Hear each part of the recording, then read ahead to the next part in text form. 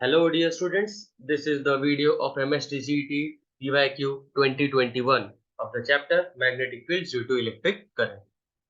चलो, done with the intro? Let's begin with sums. अब इसके पहले मैंने आपको 2020 का वीडियो दे दिया था एंड उसमें मैंने आपको थ्योरी सिखाया है। तो अगर आप लोगों ने वो नहीं देखा है तो रिक्वेस्ट है कि please watch 2020 complete and by the way वो वीडियो अब तक का सबसे लंबा वीडियो था क्योंकि वो 4 आवर से ज्यादा वीडियो था। आई थिंक 4 या 5 आवर्स था, 4 पॉइंट समथिंग लाइक दैट।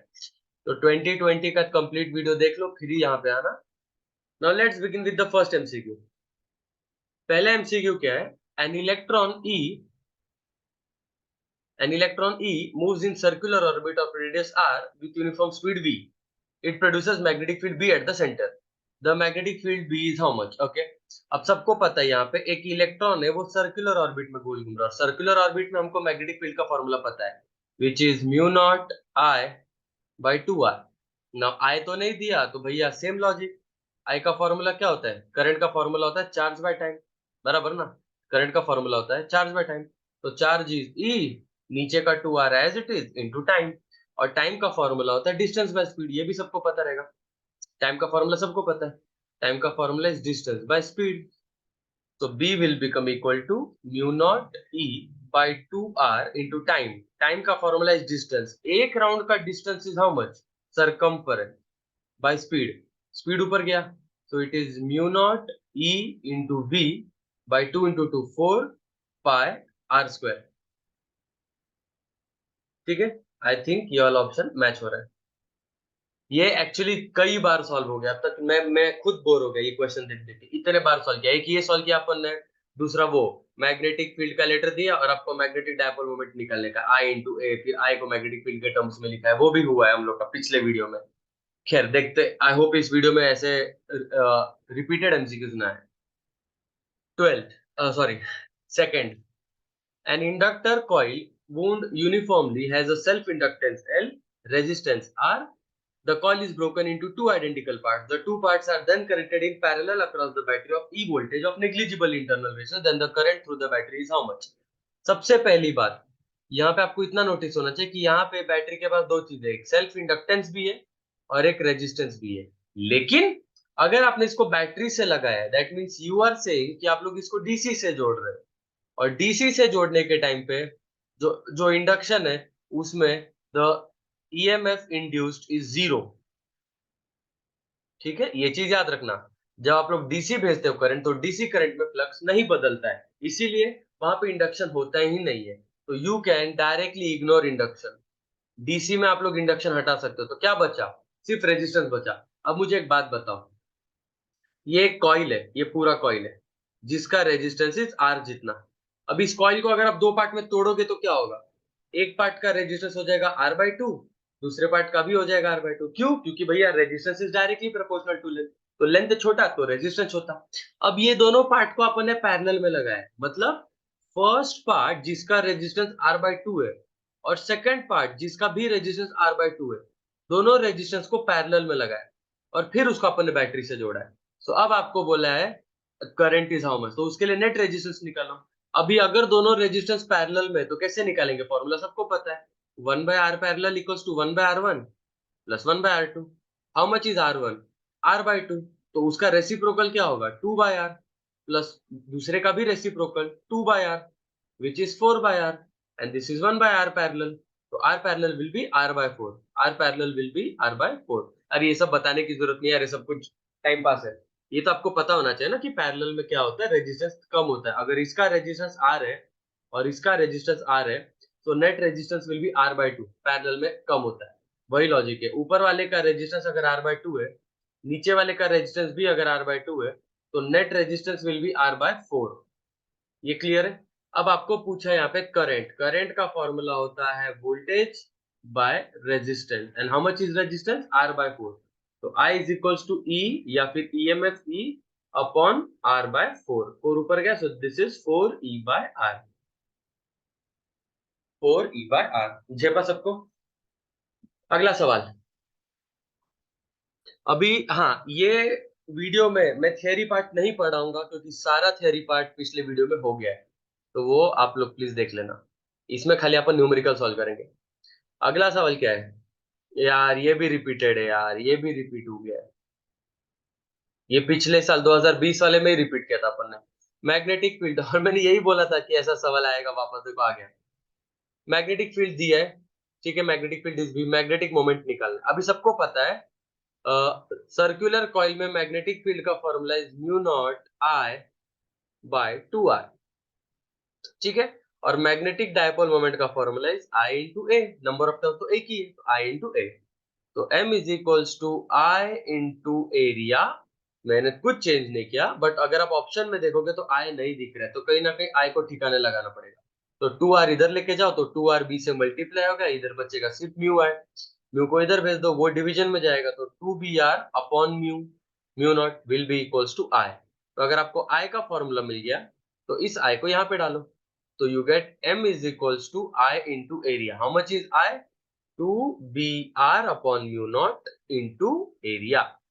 अभी ऑप्शन में देखो तो आपको एरिया दिख रहा है, तो आपको एरिया से प्रॉब्लम नहीं है, आपको प्रॉब्लम रेडियस से है, क्योंकि ऑप्शन में रेडियस नहीं दिख रहा है। तो उसके लिए मैं फॉर्मूला लगाता हूँ। एरिया का फॉर्मूला होता है पाई आर स्क्वायर। पाई को उधर भेज दो तो you get a by pi will become equal to R square. So R will be equal to इनका root, root of a by root of pi. वो आर मैं यहाँ पे डालूंगा। So I get the formula m is equal to B mu not as it is, area भी as it is. ये जो are था, इस आर की जगह पे, हाँ, ये आर की जगह पे मैं लिखूंगा root A by root pi. अब क्या, अब काम खत्म। ऑप्शन देखो, आ गया आंसर। इधर पे a रेस टू 1 है, और रूट ए का मतलब है कि a रेस टू हाफ, और 1 और हाफ कितना होता है फिर 3/2। तो देखो 2ba रेस टू 3/2 और नीचे रूट पाई। कई बार रिपीट हो गया वो सब कुछ। ओके, ये थोड़ा नया है, ये एम्पियर लॉ है। इस क्वेश्चन में क्या पूछा है? पहली बात, आपके पास दो वायर है, इस वायर का करंट 5 एम्पियर है, छोटा लिखा है, और इस वायर का करंट 2 एम्पियर है, और इनके डायरेक्शन ऑपोजिट है, एक ऊपर है और एक नीचे, ठीक है।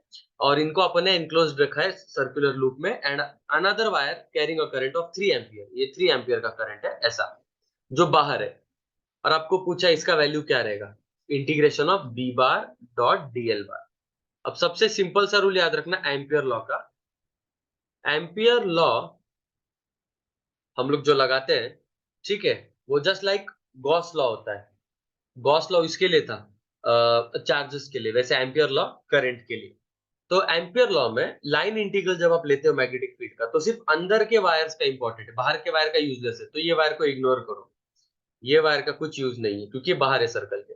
अभी सर्कल में लाइन इंटीग्रल का फॉर्मूला क्या होता है, आप लोग ने सीखा रहना चाहिए। एम्पियर लॉ के हिसाब से the integration of B bar dot dl bar is nothing but mu not I. Now all that matters is इन दोनों का मैग्नेटिक फील्ड सेम डायरेक्शन में कि ऑपोजिट डायरेक्शन में, बस ये डिसाइड करो। अब अंगूठा पकड़ो, यहाँ पे ऊपर जा रहा है तो अंगूठा ऐसा रहेगा, और 4 फिंगर्स ऐसे रहेंगे। तो इस केस में मैग्नेटिक फील्ड बोर्ड के अंदर घुस रहा है, बोर्ड के अंदर घुस रहा है बीच में। अब ये केस में अंगूठा नीचे है आपका, अंगूठा नीचे और फिंगर्स को ऐसे फोल्ड किया। तो वो केस में अगर आप नोटिस करोगे तो देन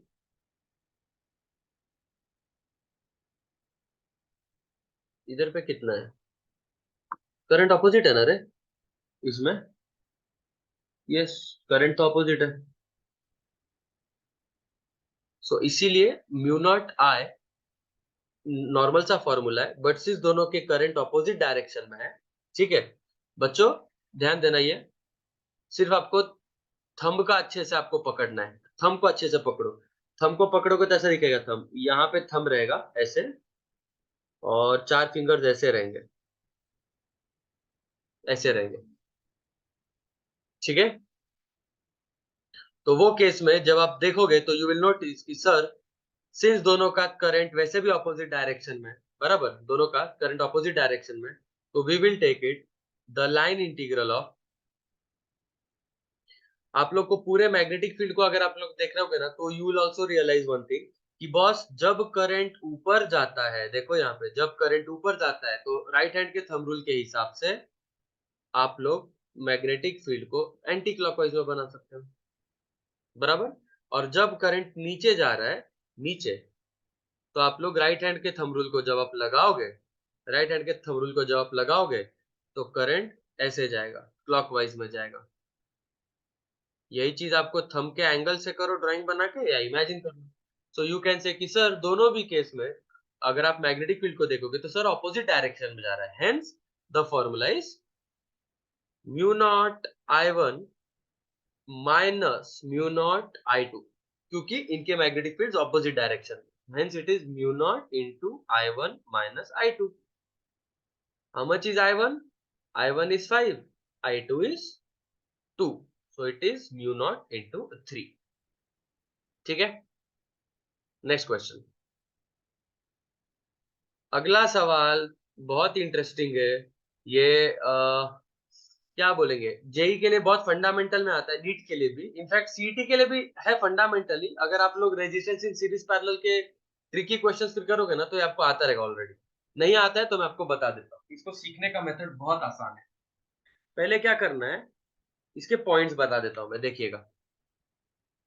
लेट्स से ये पॉइंट का नाम रख देता हूं मैं ए, ये पॉइंट का नाम रख देता हूं बी, ये पॉइंट का नाम रख देता हूं सी, ये पॉइंट का नाम रख देता हूं डी। अब सबसे पहली चीज आपको नोटिस जो ये होने वाला वो ये है कि ए पॉइंट और सी पॉइंट के बीच में कहीं पे भी आपको रेजिस्टेंस दिख रहा है क्या? ए से लेके सी में कहीं पे भी कोई भी एलिमेंट दिख रहा है क्या करंट का जिससे लॉस हो गई? नहीं। तो यू कैन से कि सर ए और सी दोनों सेम ही पॉइंट है एक्चुअली, और I can say the voltage of A is equals to voltage of C. क्यों? क्योंकि बीच में कोई भी रेजिस्टेंस नहीं है, बराबर ना। आप ही सोचो, अगर आप लोग करंट पी से स्टार्ट कर रहे हो और क्यू पे भेज रहे हो तो पी हाई वोल्टेज पे, मान लो पी 100 वोल्टेज पे, पी 100 वोल्टेज पे ए पॉइंट तक आते आते मान लो वोल्टेज 90 पे आ गया, ए पॉइंट 90 वोल्टेज पे, ठीक है। इधर से इधर तक कोई भी आपको एलिमेंट नहीं दिख रहा है, सो ए का जो वोल्टेज है वही वोल्टेज सी का रहेगा, सी भी 90 वोल्टेज पे रहेगा, वो लॉजिक है, ठीक है। अभी लेट्स सॉल्व दिस क्वेश्चन। तो ए और सी सेम वोल्टेज पे, वैसे बी और डी देखो, बी और डी, बी और डी को नोटिस करो तो बी से लेके डी तक में भी कोई भी एलिमेंट नहीं है, करंट कैरिंग एलिमेंट कोई भी नहीं है बी से लेके डी तक। दैट मींस बी का वोल्टेज और डी का वोल्टेज भी सेम है, तो voltage of B is same as voltage of D. खत्म, यहां तक क्लियर है। अब इसको सर्किट कैसे बनाऊंगा देखना मैं, लॉजिक। ये पॉइंट पी था, पी से मैं किधर आया, पी से मैं पॉइंट ए पे आया। अब एक बात बताओ, ए पे कितने ब्रांच निकल रहे, ध्यान से देखना, ध्यान से। ए पॉइंट से एक रास्ता यहां निकल रहा है और दूसरा रास्ता शॉर्टकट लेके जा रहा है सी पॉइंट पे, सुनते रहना, बस सुनते रहना। ये है रास्ता नंबर 1, ए पॉइंट से एक सीधा रास्ता गया है, वो कहां पे मिलेगा जाके, बी पॉइंट को मिलेगा, ठीक है। तो देखो, मैं ये रास्ता नंबर 1 बी के लिए बना देता हूं, ए के साथ एक रास्ता नंबर 1 है जो कहां पे जाएगा, बी पॉइंट पे जाएगा, ठीक है। उसके बाद ए से और एक रास्ता निकला है, ए से अगर आप नोटिस करोगे तो और एक रास्ता निकला है, ये रास्ता कहां पे जा रहा है, ए का रास्ता जा रहा है सी पे, ए का रास्ता जा रहा है सी पे। लेकिन सर आपने तो पहले ही बोला है कि ए और सी सेम ही पॉइंट है, उनका वोल्टेज तो सेम है, तो ए और सी ना बना के मैं सी को ए ही बोल सकता हूं, तो भी चलेगा। झेपा, सिंस ए एंड सी का वोल्टेज सेम है, मैं सी पॉइंट ना बोल के ए पॉइंट ही बोलूंगा। अब बताओ, ये वाले ए पॉइंट से कितने रास्ते निकल रहे हैं, ये वाले ए पॉइंट से 2 रास्ते निकल रहे हैं। ओ वाह, क्या ऑसम चीज बताया, सोचो। पहले वाले ए से एक रास्ता निकला जो किधर गया, बी तक गया डायरेक्टली, तो देखो ये पहला रास्ता, ये रास्ता नंबर 1। उसके बाद ए से लेके जो सी तक गया, तो सी पॉइंट भी तो ए ही था, तो मैं यही पॉइंट ए पॉइंट को ही मैं सी पॉइंट बोल दूंगा, बात एक ही है क्योंकि वोल्टेज सेम है। अब सी पॉइंट से भी अगर आप देखोगे तो आपको 2 रास्ते निकले, सी पॉइंट से भी 2 रास्ते निकले, तो मैं इधर पे 2 रास्ते बना देता हूँ। एक रास्ता बी को जुड़ता है, ओके, एक रास्ता बी को जुड़ता है, ठीक है,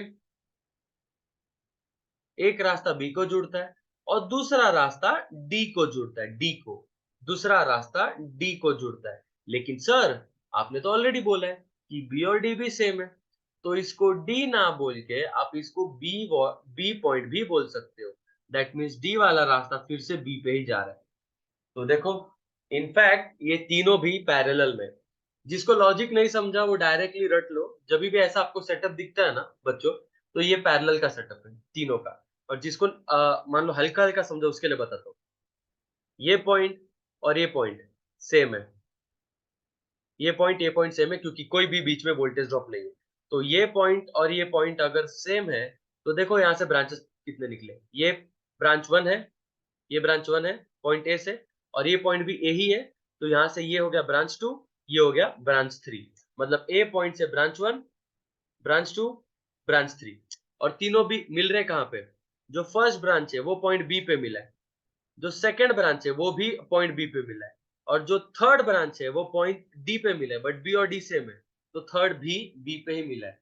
फर्स्ट भी बी पे, सेकंड भी बी पे, थर्ड भी बी पे, तो इसीलिए ए से लेके तीनों भी ब्रांचेस बी पे ही मिले, तो तीनों भी एक दूसरे को पैरेलल है। और अगर तीनों एक दूसरे को पैरेलल है तो नेट ये कैसे निकलते हैं, तो याद रखना जो जो इंडक्टर होता है ना उसका सेम रूल रेजिस्टेंस जैसा होता है, ठीक है। So it is 1 by L total will be equals to 1 by L1 plus 1 by L2 plus 1 by L3, which is equals to 3 by L, which is 1 by L total. Therefore L total is equals to L by 3. How much is L? L was 6, so 6 by 3 2. Finish. Next question, sixth one. Sixth question में क्या है? A long straight uniform wire carries a current of I.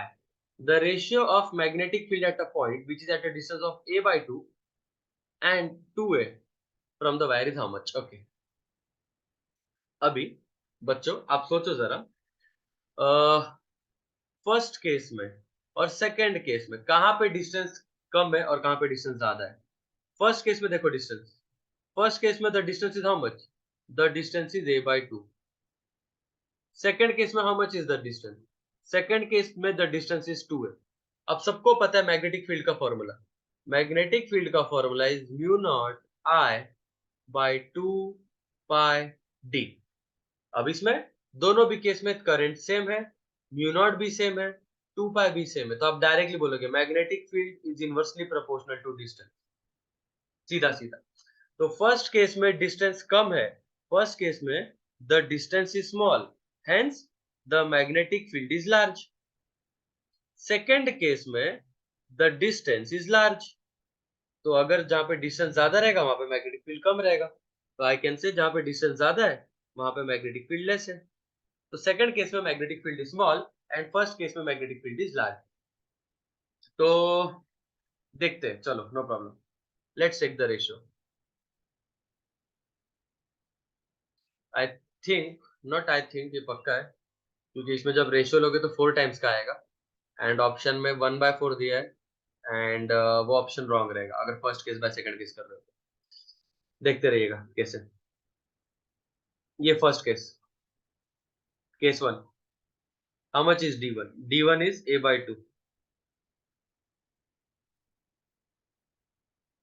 Next case 2, case 2, how much is d2, d2 is equal to 2a।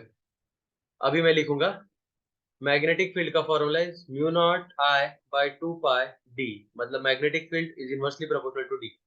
तो मैं सीधा सीधा लूंगा magnetic field in the first case upon magnetic field in the second case will be equals to which distance by which distance. अब सीधी सीधी बात है, सीधी सीधी बात है कि मैग्नेटिक फील्ड और डिस्टेंस उल्टा रिलेशन है, तो अगर b1 ऊपर है तो d1 नीचे आएगा, b2 नीचे है तो d2 ऊपर आएगा, because they are inversely proportional.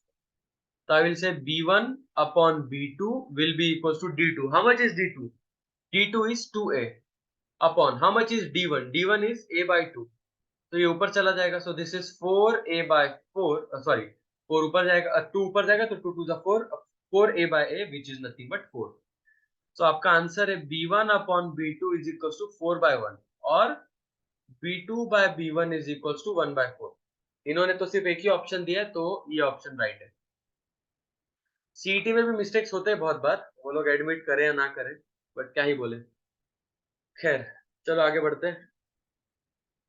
Seventh question,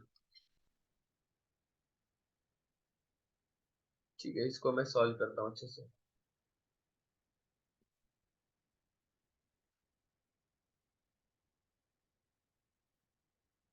seventh question में क्या दिए बच्चों, A B and C are 3 parallel conductors, ठीक है। ए का करंट देखो, सबको ही पहले मैं डेटा लिख देता हूँ यहाँ पे अच्छे से। तीन तीन रंग के पेन यूज करता हूं। पहले ए का current is I. Next B का करंट इज ऑल्सो आई। देखो A B C I to I, तो ए का आई, बी का आई, सी का टू आई, सबसे पहला चीज। उसके बाद ए और बी के बीच का डिस्टेंस इज x दिया है, और बी और सी के बीच का डिस्टेंस इज ऑल्सो x, मतलब बी आपका मिडल में है, बी आपका बीच में दोनों के। ठीक है, तो मैं यहाँ पे ड्राइंग ड्राइंग बना लेता हूं। इधर पे वायर ए है, करंट I, इधर पे wire B,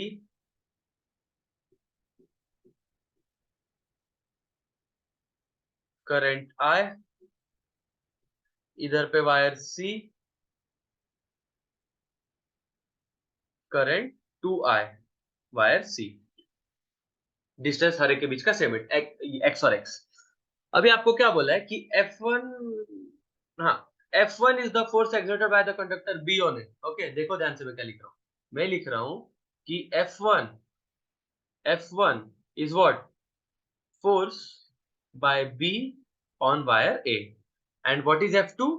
F2 is the force, देखो बोला इन्होंने, F2 is the force by C on A. Current I in A and I in B are in the same direction. Very important thing. A और B में same direction में है, and ये जो C है वो ऑपोजिट डायरेक्शन में। तो मैं बोल सकता हूं कि A में और B में अगर करंट सेम डायरेक्शन में है, ए में और बी में अगर करंट सेम डायरेक्शन, तो आपको इतना पता होना चाहिए, जब करंट सेम डायरेक्शन में होता है तो अट्रैक्ट होता है, तो therefore F1 will be attractive force. और सी में जो करंट है वो ऑपोजिट डायरेक्शन में, तो जब ऑपोजिट डायरेक्शन में रहता है, तो उनके बीच में रिपल्शन होता है, तो ये रिपेल करेंगे, एक अट्रैक्ट एक रिपेल। ठीक है, ऑब्वियसली एक अट्रैक्ट एक रिपेल। सो बी वाला ए वाले को अट्रैक्ट करेगा यहां पे, और सी वाला ए वाले को रिपेल करेगा यहां पे। So net force will B, obviously minus करना, या दोनों फोर्सेस ऑपोजिट डायरेक्शन में। अब आपका सवाल, आप ऑप्शन में देख के समझ जाओगे।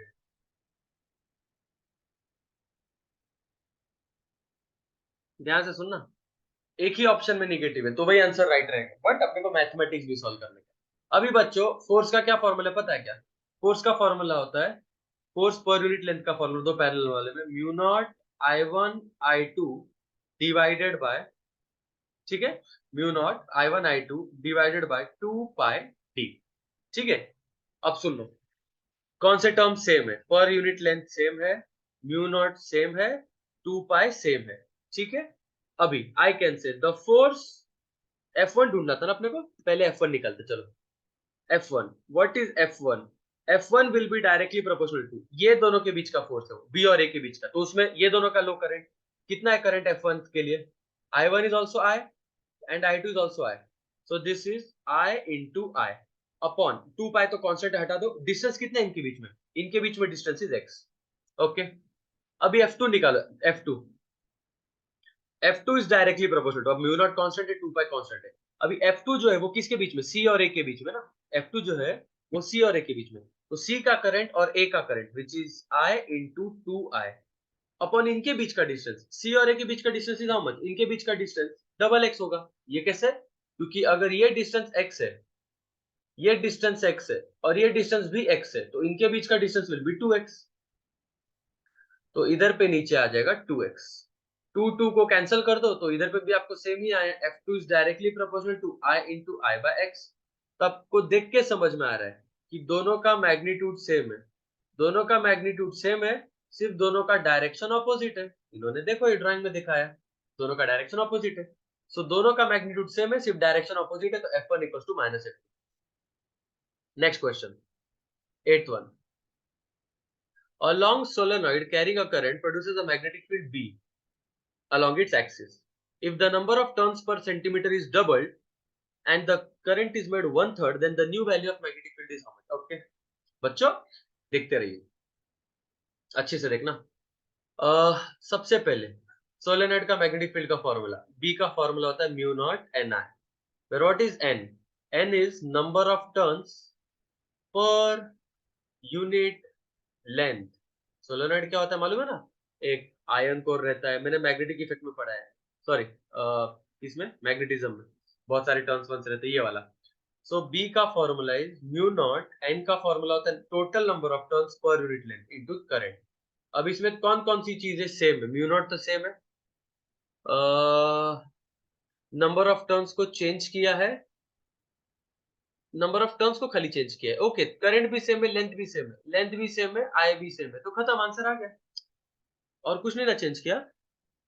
Current produces magnetic field dual if the number of turns per centimetre is double. N को डबल किया है, अरे नहीं, दो चीजों को चेंज किया है, करंट भी चेंज किया, सॉरी हाँ, नंबर ऑफ टर्न्स को चेंज किया है और करंट को चेंज किया। अब मुझे एक बात बताओ, ये मैं अपने मेथड से सॉल्व करूंगा, आपको जैसा लगने लगे, ठीक है?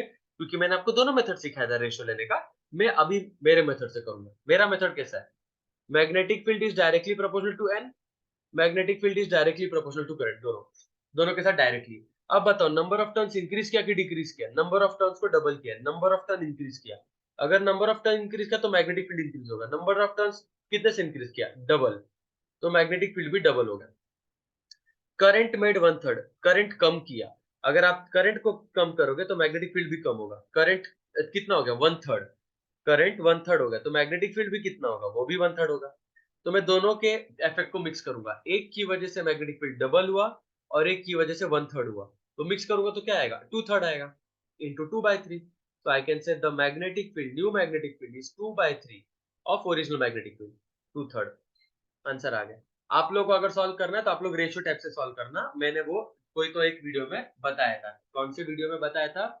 पिछले वाले ही बताया होगा, नहीं तो मैग्नेटिज्म वाले वीडियो में बताया होगा, you can refer that. Actually the scenario is, मैंने वीडियो रिकॉर्डिंग सीक्वेंस अलग से किया ना, तो यस, जिनको जिनको सर का मेथड अच्छा नहीं लगा, बच्चों, अगर आपको रेशियो टाइप से सॉल्व करना है, रेशियो टाइप से, तो रेशियो टाइप से सॉल्व करने के लिए please go to 2020 magnetic effect का, नहीं तो आई थिंक मैग्नेटिज्म वाले लेसन का वीडियो देखना। मैग्नेटिज्म वाले लेसन में मैंने बताया, और नहीं तो अगर आपको अभी चाहिए तो बता देता हूँ यार। Mu not I, number of turns by length, length constant, mu not constant, तो magnetic field is I into N, सीधा सीधा। तो it is B2 by B1 will be equals to I2 by I1 into N2 by N1, खत्म। B2 by B1 will be, how much is I2? One third. So one third of I1 upon I1 into, how much is N2?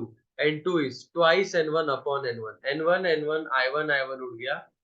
B2 by B1 will be 2 by 3, खत्म।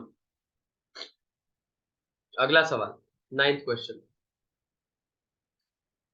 Charge moving with velocity v and electric field E, magnetic field B, then force is acting। यार ये direct formula है, इधर पे electric field भी है और magnetic field भी है, तो ये फॉर्मूला है लोरेंट्स फोर्स, ये डायरेक्टली लोरेंट्स फोर्स का फॉर्मूला है। टेंथ, हाँ, the magnetic potential energy stored is this much when the current of the inductor is this much, then inductor is how much. Okay बच्चों, ये क्या दिया है? आपको दिया है एनर्जी का वैल्यू कितना? 25 मिली जूल, मिली मतलब 10⁻⁻, और क्या दिया है? करंट दिया है, आए देखो तो कितना दिया है? 50 मिली एम्पियर, मिली मतलब वापस से 10⁻⁻। ढूंढने को क्या बोला है? इंडक्टेंस ढूंढने बोला एल। सबको फॉर्मूला पता है एनर्जी का? The formula for the energy is half L I square. Text book निकालो, आपको टेक्स्ट बुक में मिलेगा, सेम इसके जैसा। कैपेसिटेंस जैसा, कैपेसिटेंस में क्या है फॉर्मूला? मतलब हाफ सी वी स्क्वायर, ये तो आपको पता होगा इलेक्ट्रोस्टैटिक्स में, कैपेसिटर का। तो कैपेसिटेंस में सी था, यहाँ पे एल था, वहां पे वी था, यहाँ पे आई था, काम खलास। सो इसका एनर्जी का formula is half L I square. How much is energy? 25 मिली, तो 10⁻⁻, हाफ एल नहीं पता, आई स्क्वायर मतलब आई इंटू आई, तो 50 इंटू 10⁻³ वापस 50 इंटू 10⁻⁻, मैंने सिर्फ आई का स्क्वायर किया, दो बार आई लिखा। अभी 2 और 50 किया तो 25 होता है, ये 25 इधर जाके डिवाइड हो जाएगा, ये 10⁻³ इधर जाके डिवाइड हो जाएगा, क्या बचेगा लेफ्ट में 1 बचेगा, राइट में क्या बचेगा L इंटू 50 इंटू 10⁻⁻3। ये पूरा टर्म इधर जाके डिवीजन में जाएगा तो L विल बी 1/50 इंटू 10⁻⁻3। इसको ऊपर भेजेंगा तो 10⁻+3 हो जाएगा, नीचे 50 है, 10⁻+3 मतलब 1000, नीचे 50, 0 0 उड़ गया, 100/5 20। अरे इसमें वैल्यू 20 चले जाएगा, आंसर आ गया। Next question 11th। 11th में क्या दिया है? When a battery is connected to the two ends of a diagonal of a square। Okay, let's solve. क्योंकि इसमें डायरेक्शन है ना, बिना डायरेक्शन के आपको नहीं समझेगा।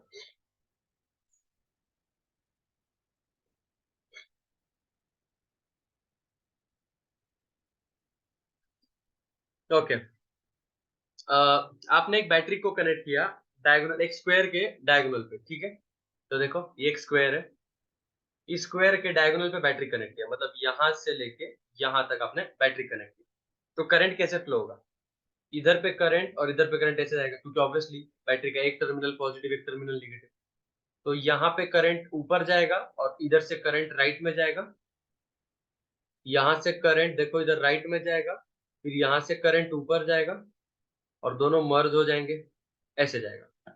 अब आपको अगर मैग्नेटिक फील्ड चाहिए, ठीक है, तो कैसे निकालेंगे मैग्नेटिक फील्ड? देखो, पहले तो ये वाला जो ऊपर वाला वायर है, ऊपर वाला वायर, इसको इसको अंगूठा से पकड़ो, अभी अंगूठे से पकड़ो राइट नाउ। तो ये ऊपर वाले वायर पे आपका अंगूठा ऐसा दिखेगा ऐसा। तो दैट मीन्स मैग्नेटिक फील्ड अगर आप निकालोगे तो मैग्नेटिक फील्ड प्लेन के अंदर जाएगा। करके देखो ना, प्लेन के अंदर जाता दिखेगा।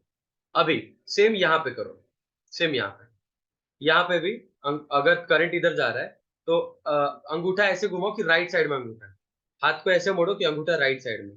तो देखो आपको एक चीज नोटिस होगा, करंट का करंट देखो, मतलब अंगूठा राइट साइड में है, तो चार उंगलियां आपकी तरफ में मुड़ेगी, चारों उंगलियां आपकी तरफ में मुड़ेगी, मतलब यहाँ पे भी बोर्ड के अंदर घुस रहा है, टीवी के अंदर या मोबाइल के अंदर घुस रहा है।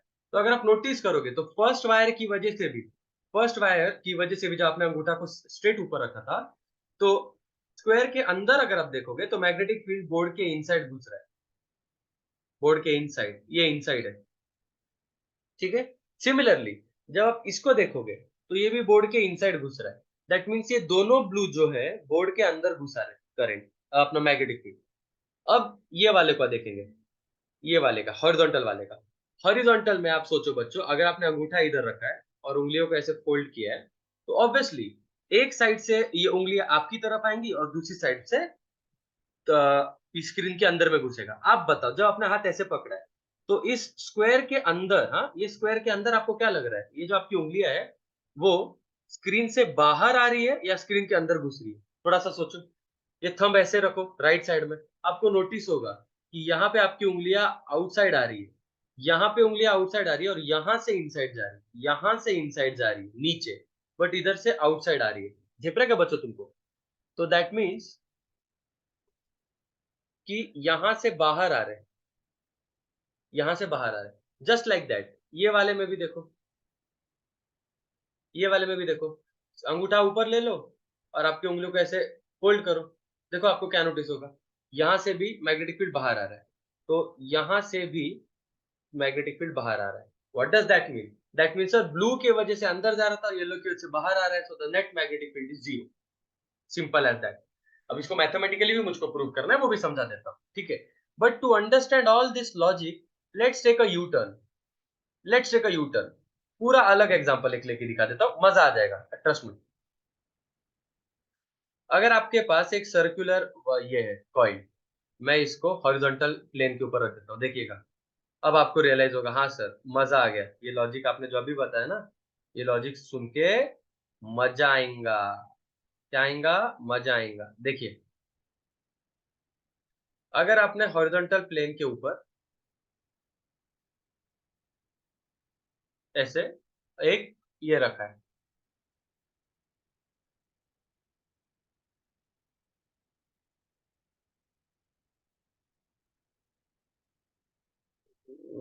घूम जा, बराबर है क्या? दिख रहा है क्या बराबर या नहीं दिख रहा? ठीक है, दिख रहा है आई गेस। चलो, नाउ सी, अभी हॉरिजॉन्टल प्लेन है। इसके ऊपर आप लोग मुझे बताओ, अगर आप करंट को एक ही स्पेसिफिक डायरेक्शन में भेजोगे, मान लो कि एंटी क्लॉकवाइज, तो मैग्नेटिक फील्ड कैसे बनेगा? आपको सबको मालूम रहना चाहिए इधर पे। अगर आप यहाँ पे अंगूठा रखोगे तो अंगूठा इधर रहेगा और चार उंगलियां यहाँ पे रहेगी, बराबर है? तो यहाँ से मैग्नेटिक फील्ड ऊपर की ओर पे आएगा, पक्का है? देखो ना, आप अंगूठा ऐसे रखो कि बोर्ड के इनसाइड जा रहा है या मोबाइल के स्क्रीन के अंदर अंगूठा जा रहा है, तो आपकी उंगलियां ऊपर जाएगी। अब क्या करना है, खाली आपके हाथ को बस इस पे गोल घुमाना है, जैसे यहाँ पे आपका अंगूठा ऐसा था और हाथ ऐसे फोल्डेड था, राइट? अभी क्या करो, सिर्फ हाथ को स्लाइड करो, वो सर्कल पे स्लाइड करो, हाथ को सिर्फ स्लाइड करो।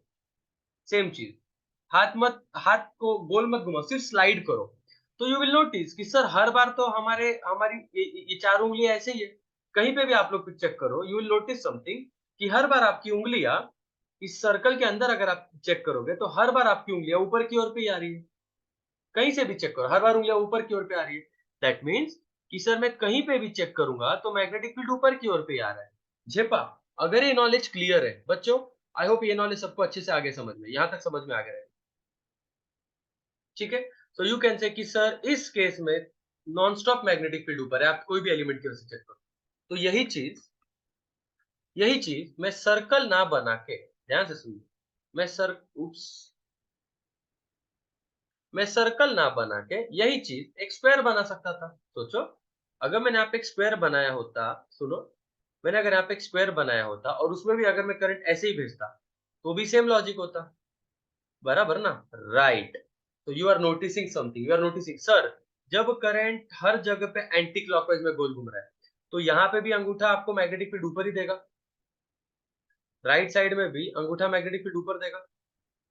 यहाँ पे लेफ्ट साइड वाला वायर है, लेफ्ट साइड वाला वायर, तो ये वाला वायर में अंगूठा आपकी ओर पे लेके जाओ, अंगूठा आपकी ओर पे लेके जाओ, तो यहाँ पे मैग्नेटिक फील्ड नीचे जा रहा है बाहर की ओर पे, लाइन के लेफ्ट साइड में। और यही वायर के राइट साइड में देखोगे तो मैग्नेटिक फील्ड ऊपर जा रहा है, तो इधर पे भी ऊपर है, तो हर केस में ऊपर ही जा रहा है। बट यहाँ पे आंसर ऐसा क्यों आया था? क्योंकि जब आप इस स्क्वायर को सामने से देखोगे ना, तो स्क्वायर में जो करंट था वो एक स्पेसिफिक डायरेक्शन में था, anti clock, anti clock, anti clock, anti clock, जिसमें हर बार मैग्नेटिक फील्ड बाहर की ओर तैर रहा। बाहर की ओर पे मतलब आप समझो, अगर आप इसको ऊपर से देखोगे अपनी आंखों से, तो फील्ड आपके पास आ रहा है, मतलब इसको ऐसे आपको ये तीर के जैसे इसको ट्रीट करना, आपको सिखाया रहेगा लेक्चर में।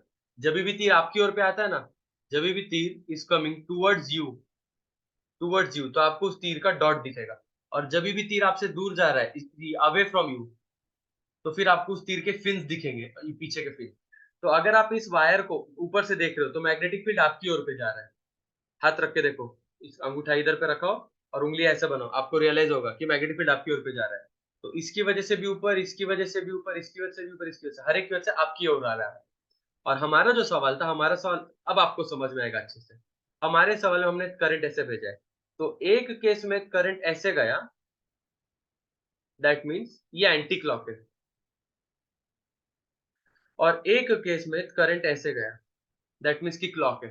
एंड सिंस दोनों का लेंथ लेंथ सेम है, मैग्नेटिक फील्ड का मैग्नीट्यूड सेम रहेगा, सिर्फ डायरेक्शन ऑपोजिट रहेगा। एंटी क्लॉक में मैग्नेटिक फील्ड बाहर की ओर पे आ रहा है, यहाँ पे जो मैं गोल गोल बना रहा, गोल गोल मतलब तीर आपकी, ये आपकी ओर आ रहा है। और यहाँ पे अगर आप हाथ को रखोगे, अंगूठे को, तो यू विल नोटिस कि यहाँ पे तीर अंदर पे घुस रहा है, cross cross, hence the net magnetic field is zero. इतना बताने के लिए इतना पूरा लंबा स्टोरी बताना पड़ा, बट इट्स वर्थ। झेपा ना मीनिंग? अगला सवाल, The magnetic field inside a current carrying toroidal solenoid. Okay, toroid है मतलब इतना है. What is the magnetic field inside the toroid if the current through it is tripled and radius is made 1/3? Okay, बेटा, क्या होता है magnetic field inside the toroid का formula? Again same solenoid जैसा, म्यू नॉट एन है, सब same, सिर्फ एक ही फर्क है, टोरॉइड में, टोरॉइड में your turns are actually along the circumference of this toroid. यहाँ पे जो अपन ने वायर को घुमाया ना गोल, ये along the circumference है। तो what is small n?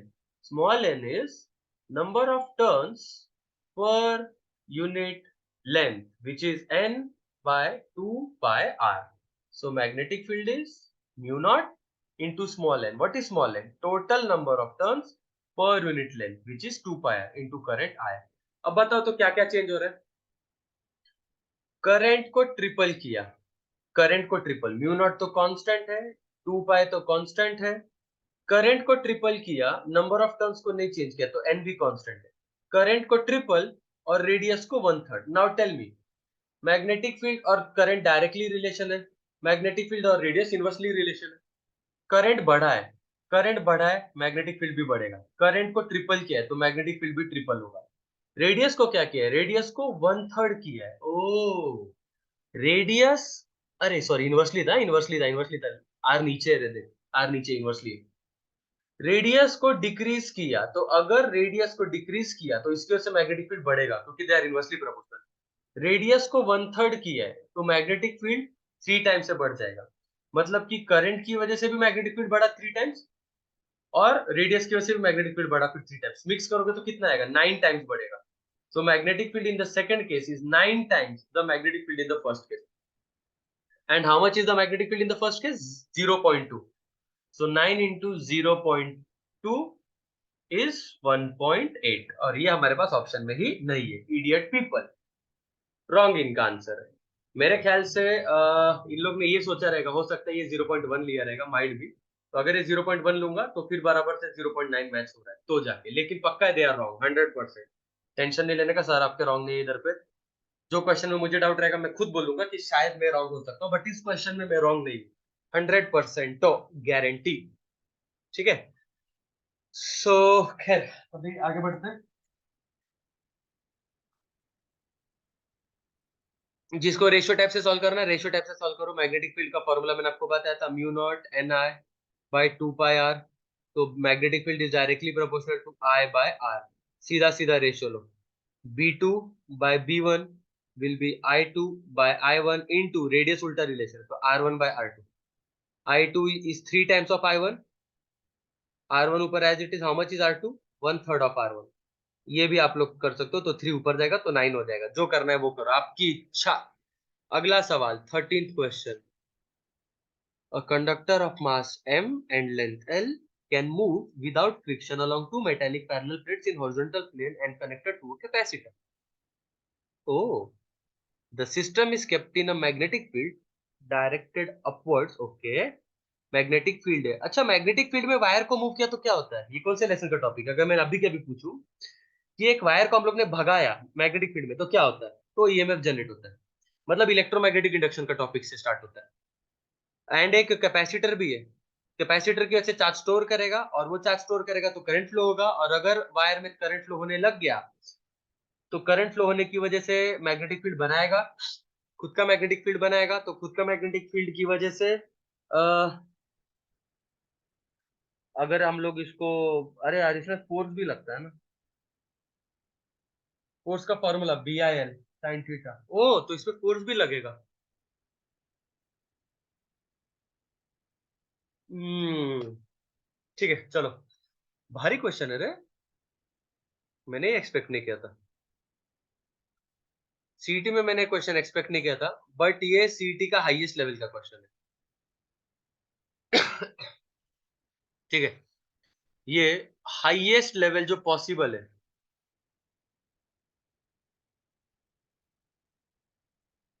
ये हाईएस्ट लेवल का क्वेश्चन है, तो अल्ट्रा अल्ट्रा लेवल का क्वेश्चन है। कैसे सॉल्व करना है देखिए। आह, इसको मुझे अच्छे से बैठ के बताना पड़ेगा विस्तार में। सबसे पहले क्या होगा, देखो स्टेप्स बताता हूँ। सबसे पहले हम लोग वायर को मूव कर रहे हैं, wire move in uniform magnetic field. ठीक है, वायर को हम लोग मैग्नेटिक फील्ड में मूव कर रहे हैं, तो अगर मैं वायर को यूनिफॉर्म मैग्नेटिक फील्ड में मूव करूंगा तो क्या होगा। वायर को अगर हम लोग यूनिफॉर्म मैग्नेटिक फील्ड में मूव करेंगे तो यहाँ पे ईएमएफ इंड्यूस्ड होगा। मतलब this is the topic of lesson EMI, ये पहला चीज होगा। उसके बाद क्या होगा, चलो अगर ईएमएफ इंड्यूस्ड होगा तो उसके बाद क्या होगा। अगर उसमें ईएमएफ इंड्यूस्ड हो गया, वायर के अंदर अगर ईएमएफ इंड्यूस्ड हो गया, मतलब ईएमएफ मतलब वोल्टेज मिल जाएगा, तो उसको वोल्टेज मिल जाएगा। अब वोल्टेज मिल जाएगा तो फिर आई कैन से कि charge will be stored on the capacitor. फिर उसके बाद क्या आएगा, charge is stored on capacitor, capacitor पे चार्ज बन जाएगा। तो ये आपका चार्ज स्टोर का formula, C is equals to अपना C is equals to Q by V। तो फिर क्या आएगा, Q is equals to C into V। ये लॉजिक आ जाएगा। और यहाँ पे ईएमएफ का फॉर्मूला सबको पता है, क्या ईएमएफ का फॉर्मूला, ईएमएफ का formula is B L V sine theta. 90 degree है क्योंकि मैग्नेटिक फील्ड ऊपर है और इसका मोशन इधर है। ठीक है, ये v क्या है, ये v वेलोसिटी है, और ये v क्या है, ये v पोटेंशियल है या वोल्टेज। ठीक है, ये सेकंड टॉपिक होगा। अब थर्ड टॉपिक, हाँ, ये कौन से लेसन का था, ये इलेक्ट्रोस्टैटिक्स का था। ठीक है, इसके बाद क्या होगा, इसके बाद क्या होगा, इसके बाद यू कैन से कि सर अगर इसमें चार्ज स्टोर होगा मतलब कि करंट फ्लो हो जाएगा। देयरफॉर ड्यू टू चार्ज, ठीक है, due to charge current starts flowing, due to charge current starts flowing. ठीक है, तो उसके लिए अपन करंट का फॉर्मूला बनाएंगे और वही सिंपल है। आई का फॉर्मूला क्या होता है, d q by d t. अब मुझे ये कैसे हिंट आया d q by d t, मुझे ये वर्ड से हिंट आया कि मुझे ये जो करना है ना झोल, मुझे ये कैसे हिंट आया, ये वर्ड से। इन लोग एक्सीलरेशन पूछ रहे हैं, acceleration, and acceleration is nothing but derivative of velocity. तो मतलब कि कहीं ना कहीं डेरिवेटिव लेना पड़ेगा। खैर, यहां तक तो क्लियर है। ये जो टॉपिक था, ये टॉपिक करंट इलेक्ट्रिसिटी का है। वाह, क्या भारी है रे ये। ठीक है, आई मिल गया करंट। अभी उसके बाद last but not the least, in fact one of the best part, ये रेयरली आप लोग एनकाउंटर ये करोगे, that is fourth part and first part आप लोग रेयरली एनकाउंटर करोगे, रेयरली, एंड दैट इज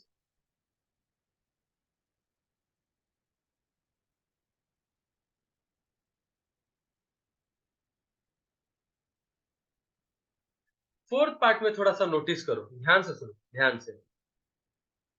मुझे एक बात बताओ, when current when current passes in a wire, ठीक है, placed in external magnetic field, क्या होता है, जब आप इस वायर में करंट भेजोगे और वो खुद एक एक्सटर्नल मैग्नेटिक फील्ड में, तो क्या होगा।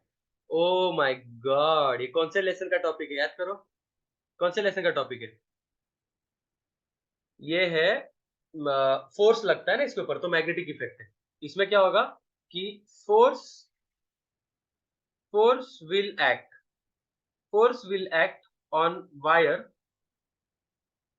carrying current, force will act on wire carrying current and placed in external magnetic field. So this topic is of the lesson magnetic effect of electric current. ठीक है, और ये फोर्स का formula क्या है, ये फोर्स का formula is B I L. सिर्फ एक चीज इंपॉर्टेंट है कि सिंस ये सब कुछ हमारे एडिशनल खुद के फोर्स लगाने की वजह से हो रहा है, तो ये जो फोर्स है, ये न्यू फोर्स है, ये न्यू फोर्स है, ये फोर्स अलग है, और ये फोर्स एक्चुअली अपोज करता है। अब आपको ये कैसे पता अपोज करता है सर, आपने तो बिना कोई डायरेक्शन के बता दिया। तो क्यों अपोज करता है, क्योंकि ये टॉपिक ईएमआई लेसन से स्टार्ट हुआ था, और ईएमआई में बहुत सिंपल है, जो भी हो रहा है वो अपोज करने की कोशिश करता है। मतलब ईएमएफ ऐसे बनेगा कि उस पे अपोजिंग फोर्स लगेगा, तो लास्ट तक इतना याद रखना, अपोजिंग फोर्स लगेगा लास्ट में, at the end there is opposing force. तो कैसे सॉल्व करना है इसको, चलो फिर स्टेप बाय स्टेप सॉल्व करते हैं। सबसे पहला स्टेप क्या था, सबसे पहला स्टेप था ईएमएफ का फॉर्मूला, ठीक है। तो फिर EMF equals to B L into velocity, ठीक है, ये ईएमएफ हो गया। सेकंड स्टेप क्या था, सेकंड स्टेप था capacitance, C is equals to Q by V, therefore Q is equals to C into voltage, Q is equals to C into voltage. And जो EMF है यही वोल्टेज है, बोला ना मैंने, जो जो ईएमएफ बन रहा है वही वोल्टेज है, देखो इधर पे जो ईएमएफ बन रहा है वही वोल्टेज है। Therefore Q is equals to C into voltage, EMF which is C into what is EMF, V L V, velocity. Charge मिल गया। Now third step, current, current का फॉर्मूला क्या होता है, I is equals to dq by dt, I is equals to dq by dt। झेप रहा है ना सबको, हे भगवान प्लीज मेरे बच्चे को ये चीज समझा के लो, आई होप सबको समझ में आता रहे। तो I is equals to dq by dt, तो मुझे इसका डेरिवेटिव लेना पड़ेगा। जब मैं इसका डेरिवेटिव लूंगा तो सारे कांस्टेंट बाहर आएंगे, c कांस्टेंट है, b कांस्टेंट है, l कांस्टेंट है, क्या चेंज हो रहा है, dv by dt, and what is dv by dt? That is acceleration. So I get current is equal to c b l into acceleration. Third part हो गया. अब fourth part क्या है? हाँ, वायर में जब आपके करंट फ्लो होगा, वायर में जब आपके करंट फ्लो होगा आई, और उस आई को अपन एक्सटर्नल मैग्नेटिक फील्ड में रखें तो फोर्स लगेगा. अब ये नया फोर्स लगेगा, एंड फोर्स का फॉर्मूला क्या होता है? B I L sine theta. ठीक है, खैर, तो नया फोर्स लगेगा B I L into sine theta.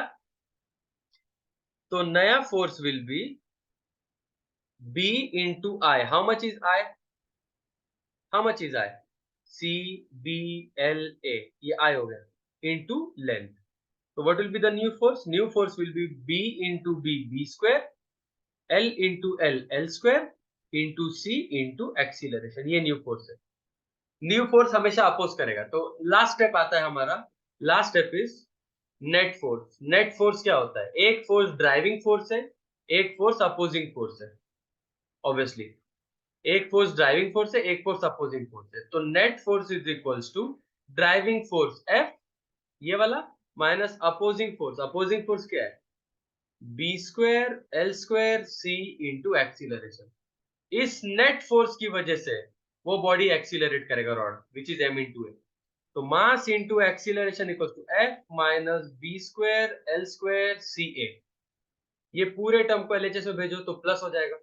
तो you get M into A plus B square L square C A will be equal to F. A को कॉमन निकालो, A को कॉमन निकालो तो you get M plus B square L square C will be equal to F. ये पूरा term उधर जाके division में जाएगा.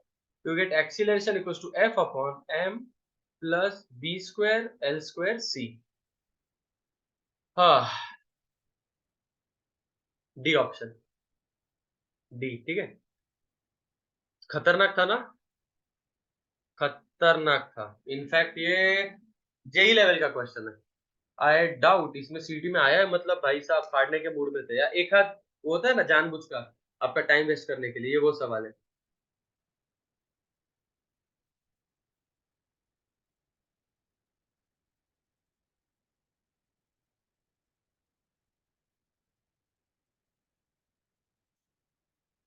आगे बढ़ते हैं. Next question.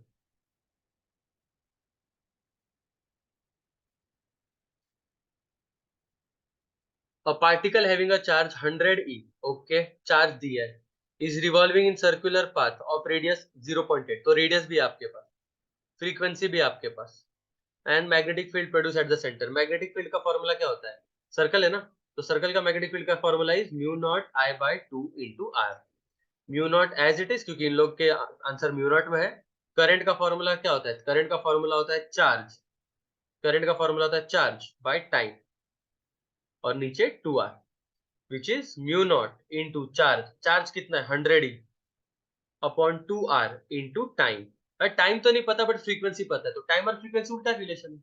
तो म्यू नॉट इंटू 100 e, और यहाँ पे टाइम मतलब 1 बाय टाइम, और 1 by time is nothing but frequency upon 2r. So mu naught into 100 e into frequency which is 1 upon 2 into radius is 0.8. So mu naught into 100 into E. What is the value of E?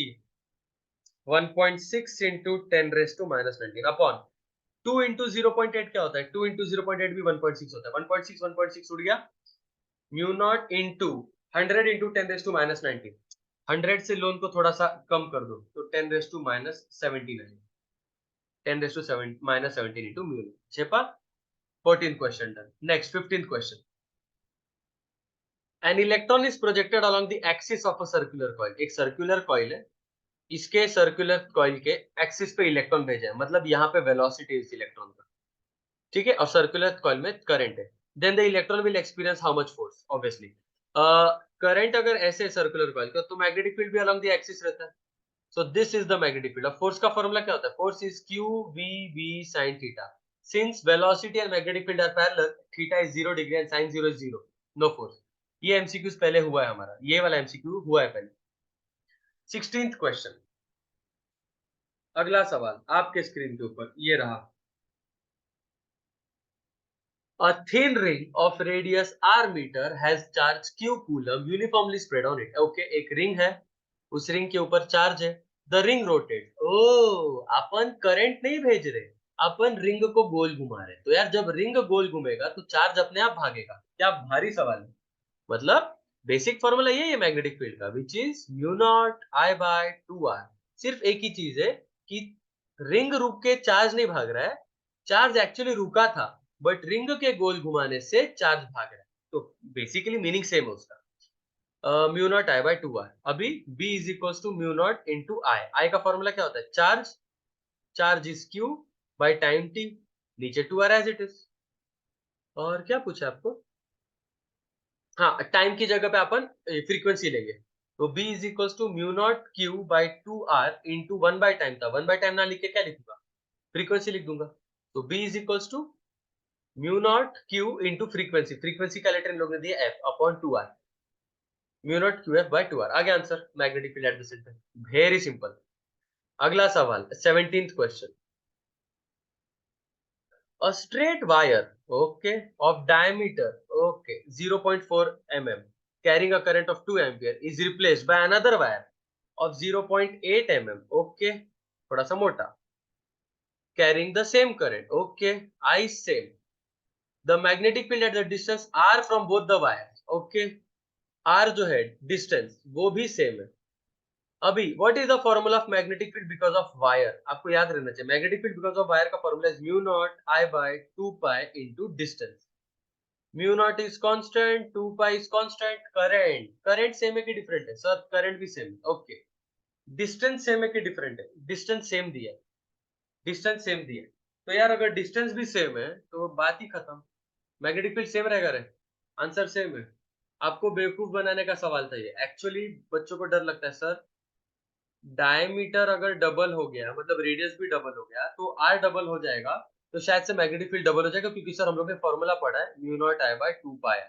तो वो mistake कर देते. ये जो are होता है ना वो वायर से डिस्टेंस होता है, नॉट वायर का थिकनेस, वो मैटर ही नहीं करता. ठीक है, तो ये आंसर था.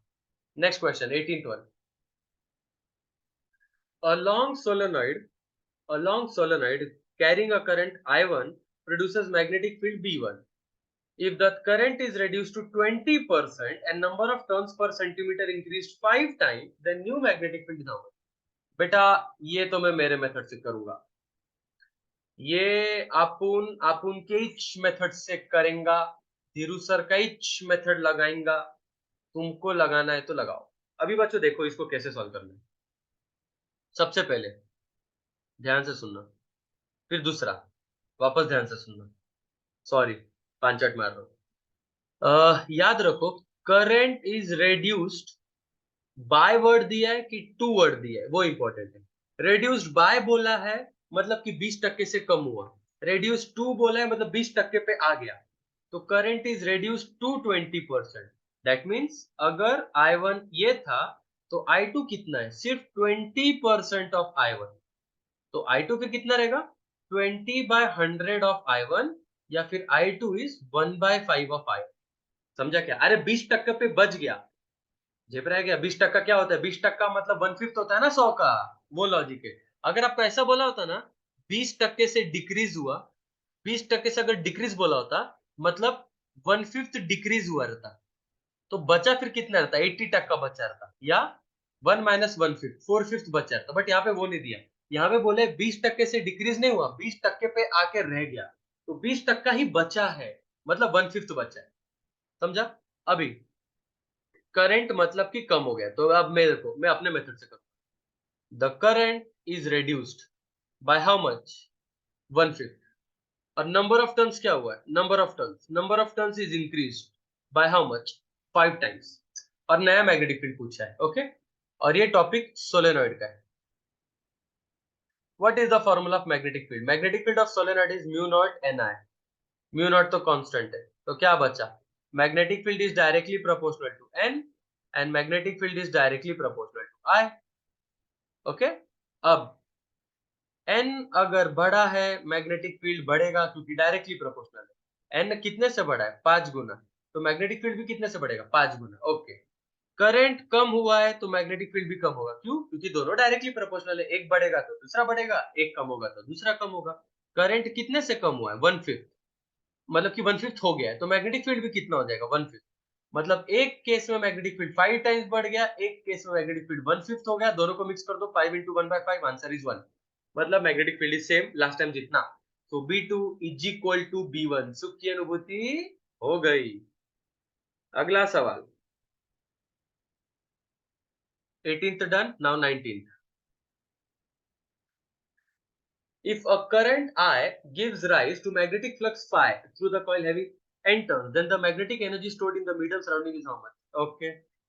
एनर्जी का फॉर्मूला क्या होता है? एनर्जी का फॉर्मूला होता है हाफ एल आई स्क्वायर, समझा?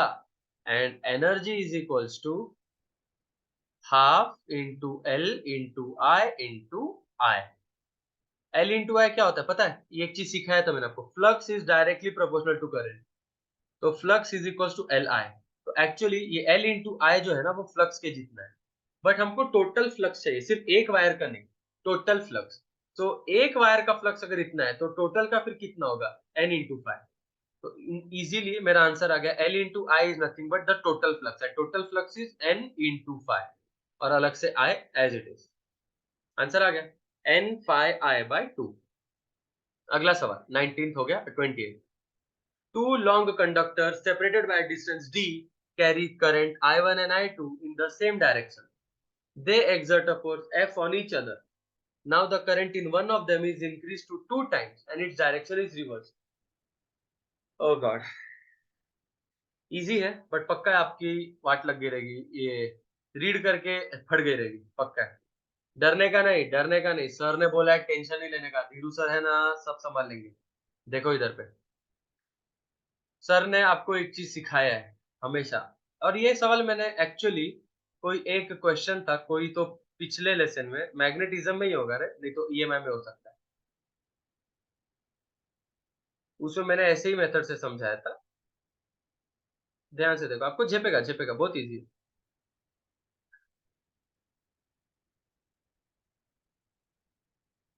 अभी दो लॉन्ग कंडक्टिंग वायर थे ऐसे, wire one and wire two, ठीक है। नाउ सबसे पहले दोनों में current I one I two है, ठीक है, नो प्रॉब्लम। सेम डायरेक्शन में, ओके। फर्स्ट केस में करंट सेम डायरेक्शन, और मैंने आपको बोला है जब करंट सेम डायरेक्शन में होता है so then there is force of attraction. और उसके बाद सेकंड केस में क्या दिया है? डायरेक्शन रिवर्स किया है। सेकंड केस में डायरेक्शन रिवर्स किया है, तो रिवर्स डायरेक्शन किया तो क्या होगा? फोर्स ऑफ रिपेल करेगा। सो दैट मींस सीधी बात है, F1 जो था वो अट्रैक्शन था, F2 जो है वो रिपेल करेगा। तो पक्का है कि F2 is how much? Negative times of F1। जो भी वैल्यू होगा, 4 टाइम्स 5 टाइम्स है, जो भी निगेटिव ऑफ F1। तो ये तो ऑप्शन गया। अब आपके पास तीन ऑप्शंस राइट बैठ सकते हैं। अब कौन सा राइट रहेगा देखते हैं। बच्चों फोर्स का फॉर्मूला क्या पता है क्या? Force per unit length of infinitely long wire का ये फॉर्मूला है। फोर्स पर यूनिट लेंथ का mu not I one I two by two pi into distance. ये याद रखना, ये फॉर्मूला है, mu naught I1I2 by two pi into distance. Mu naught same है, टू पाई सेम है। So force is directly proportional to I1I2 by distance. अब मुझे बताओ यहाँ पे चेंज क्या हुआ है? चेंज ऐसा हुआ है कि देखिएगा,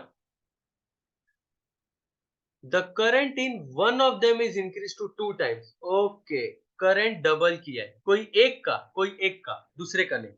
तो मैं कोई एक वायर को पकड़ूंगा, इसके मैं करंट को कांस्टेंट लेता हूं और इसके मैं करंट को डबल कर देता हूं, ठीक है। तो एक करंट ही खाली चेंज हो रहा है, मतलब force is directly proportional to एक का current and force is inversely proportional to distance between them. अब बताओ फोर्स क्या हुआ? फोर्स डबल हुआ।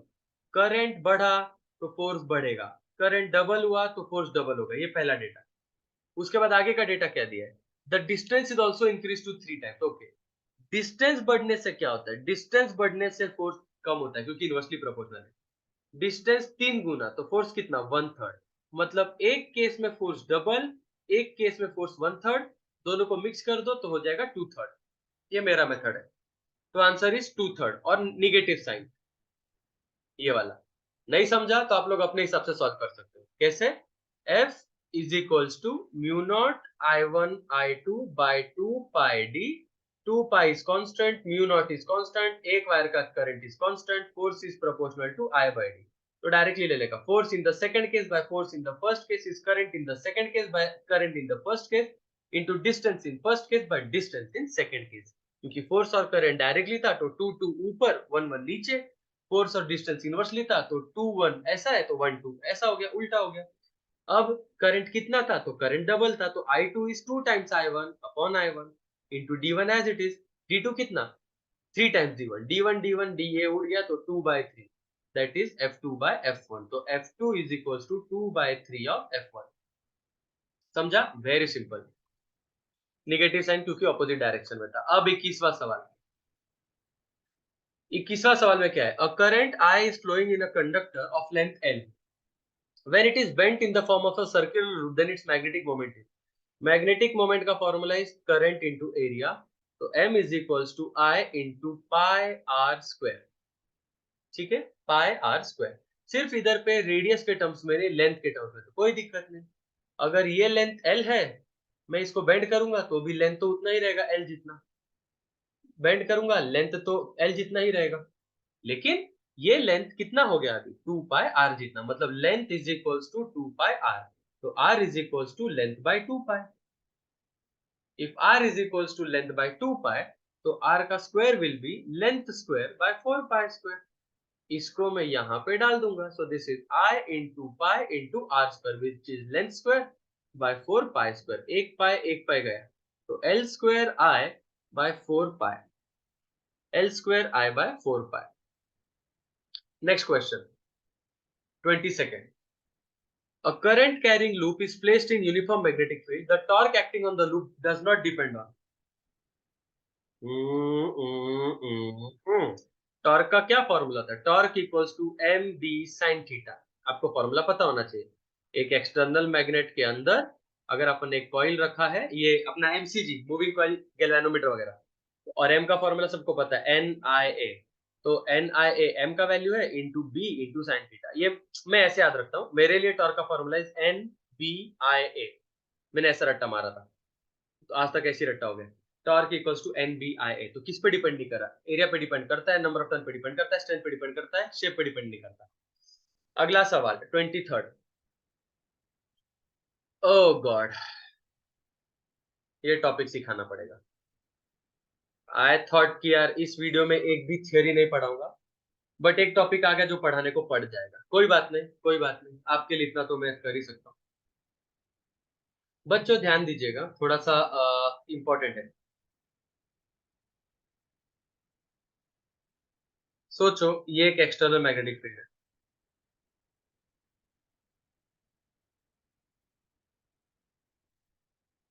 ठीक है? सोचो ये एक एक्सटर्नल मैग्नेटिक फील्ड है। अभी इस मैग्नेटिक फील्ड में आपने एक मैग्नेट रखा है, ठीक है? इस मैग्नेटिक फील्ड में आपने एक मैग्नेट रखा है। अब उसमें कैसे कैसे रख सकते वो भी एक ऑप्शन आता है। तो मैं पूरा लॉजिक समझा देता हूँ, एकदम डिटेल में समझाऊंगा, ध्यान से देखिएगा।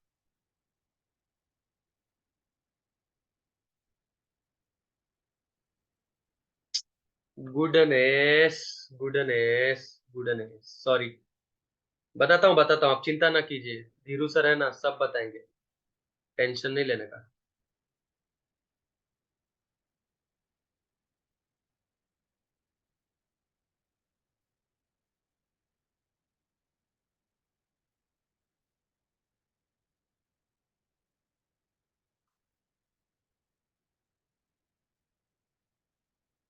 आप लोग बोलोगे सर इतना क्यों मेहनत कर रहे हो? ऐसी माज, माज बोलते हैं इसको, माज।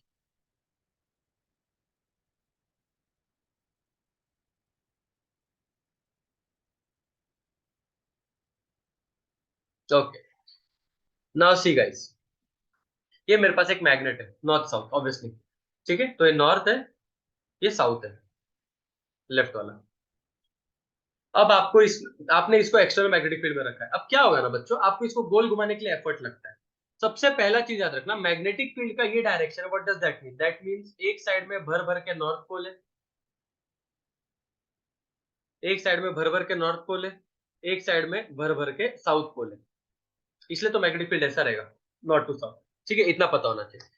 अभी ये पोजीशन सबसे स्टेबल पोजीशन है। क्यों? क्योंकि अगर आपने इसको हल्का सा रोटेट किया, हल्का सा, मान लो आपने इसको हल्का सा टिल्ट किया, तो क्या होगा कि इस नॉर्थ पोल पे ये वाले नॉर्थ दूर धक्का देंगे, तो इस पे इधर धक्का लगेगा, और इस साउथ पे ये वाले साउथ इधर धक्का देंगे, तो इस पे धक्का लगेगा। तो धीरे धीरे ये टिल्ट होके वापस इधर ही आ जाएगा। ऑब्वियसली ये इधर पे टिल्ट होगा, ये इधर पे टिल्ट होगा और वापस इधर पे आ जाएगा। दैट मीन्स कि जो मैंने ये पोजीशन बनाई, ये मोस्ट स्टेबल पोजीशन है, मोस्ट स्टेबल। ठीक है, जो सबसे ज्यादा स्टेबल होता है उसकी एनर्जी सबसे मिनिमम होती है। हमारे यूनिवर्स का रूल है, stability is inversely proportional to energy. ये मैं अपने लेक्चर्स में पढ़ाता हूँ, stability is inversely proportional to energy. So जो मोस्ट स्टेबल है, most stable that has least energy. ठीक है, लीस्ट एनर्जी। अब अभी देखो, आपको ये पता है क्या टॉर्क का फॉर्मूला? टॉर्क का formula is M B sine theta.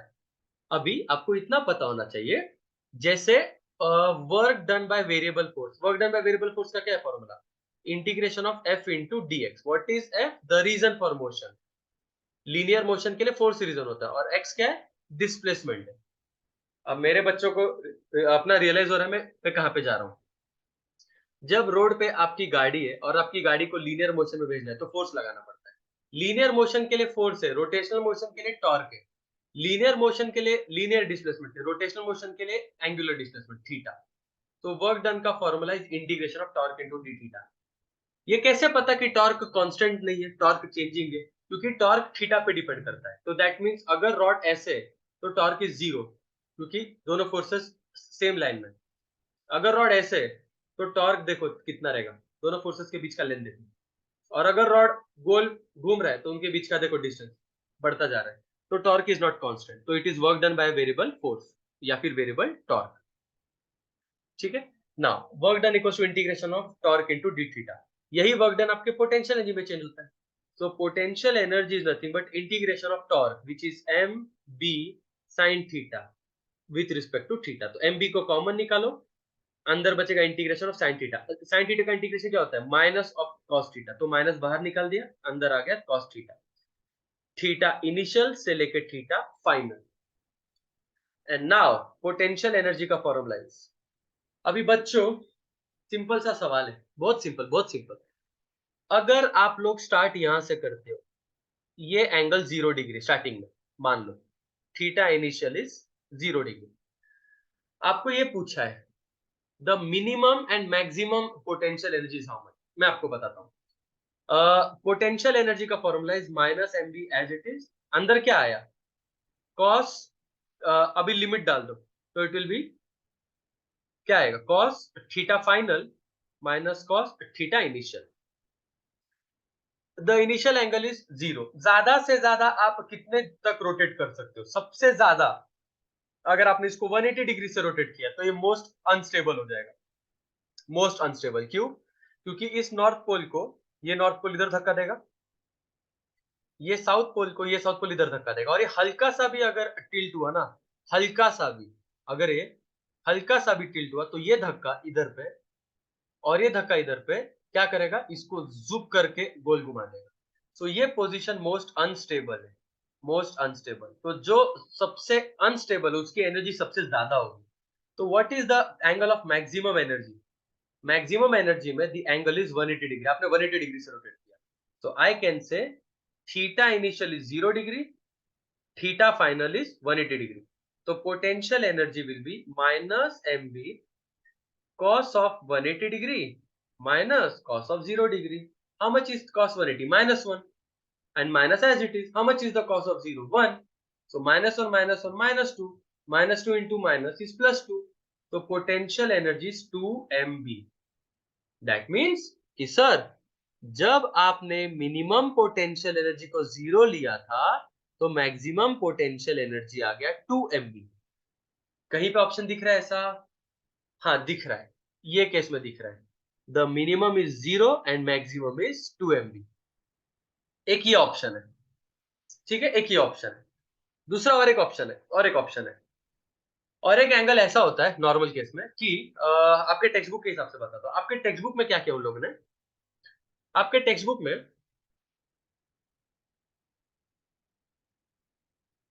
ये नॉर्मल प्लेस लिया, नॉर्मल पोजीशन ये लिया, नॉर्मल पोजीशन ये लिया। दैट मीन्स दैट मीन्स कि जब वो यहाँ पे एंगल पे आएगा तो उसकी एनर्जी और कम रहेगी ऑब्वियसली। आपको मैंने बताया ना, ये एन तो मोस्ट स्टेबल है। दैट मीन्स अगर स्टार्ट इधर से हुआ है बच्चों, अगर स्टार्ट इधर पे हुआ है, मान लो यहाँ का पोटेंशियल एनर्जी जीरो है, ये लेवल का पोटेंशियल एनर्जी जीरो है, तो यहाँ से नॉर्थ पोल जब इधर जाएगा तो और स्टेबल होगा, और स्टेबल होगा तो और एनर्जी कम होगा, तो ये लोकेशन पे its energy will be minus N. और अगर आप यहाँ पे गोल घुमाओगे तो वो ये अनस्टेबल हो रहा है, तो यहाँ पे energy will be plus M B. तो भी इनके बीच का डिफरेंस जो है वो 2 एमबी ही होता है। देखो ना, जब आप इनको माइनस करोगे ना, तो it is MB minus of minus MB, तो वो वापस से 2 एमबी ही होता है। तो ये आंसर भी राइट है, ये आंसर भी राइट है, एक्चुअली बोलूं ना तो दोनों आंसर राइट है इसमें। बट क्या बोलूं अभी, आपके टेक्स्ट बुक से जाना पड़ेगा हमको, आपके टेक्स्ट बुक के सीक्वेंस है, तो आपके टेक्स्ट बुक में ये आंसर है, एक का प्लस एमबी एक का minus MB, can't help it. The minimum and maximum value of potential freely suspended in magnetic field of induction. Magnetic dipole of magnetic moment m is freely suspended in magnetic field.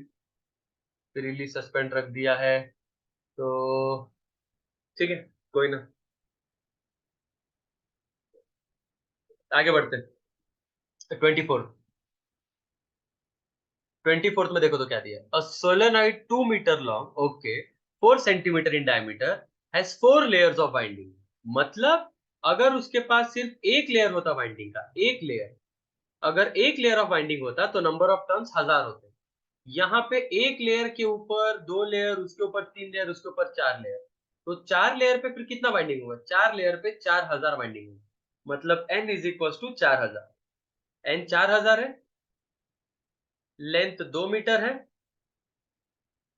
Diameter की जरूरत शायद नहीं पड़ेगी solenoid में, current दिया है 5 ampere. आपको magnetic field निकालना है, ठीक है। B is equals to mu not N I by L, क्योंकि नंबर ऑफ टर्न्स, देखो मैग्नेटिक फील्ड ऑफ सोलेनोइड का formula is mu not N I, same वो टोरॉइड का होता है, but N is what, number of turns per unit length. So it is mu naught, which is 4 pi into 10 raised to minus 7 into number of turns, that is 4000 into current is 5 upon length is 2। ठीक है, 2 1 जा 2, 2 2 जा 4, तो it is 4 pi into 10 raised to minus 7 into 5 2 जा 10 और 3 zero, तो total 4 zero, 4 zero इसमें से हटा दो, तो 3 जीरो का लोन, लोन चलेगा। तो देखना, लोन 7 का है जिसमें से 4 जीरो से लोन तो चुका है, तो 3 जीरो बचेगा, 4 pi into 10 raised to minus 3, this is answer, finish. मिलते हैं अगले वीडियो में 2022 वाले में। Tata bye bye, life is beautiful.